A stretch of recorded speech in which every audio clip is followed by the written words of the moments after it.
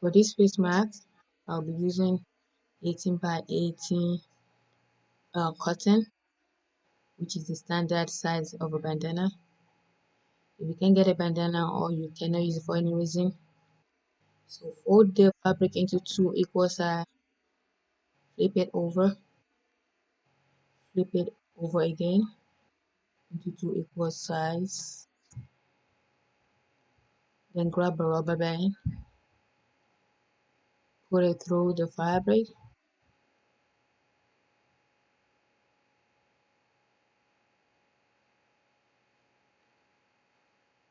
another rubber band into the second side.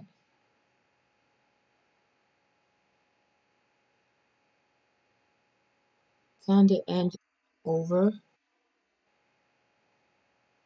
and then place the other side over it. You can put it in through the other fabric to give it a neat look. So that's it.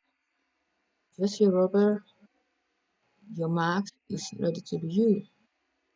So you can open it up and also you can add any other filter if you want. So that's it.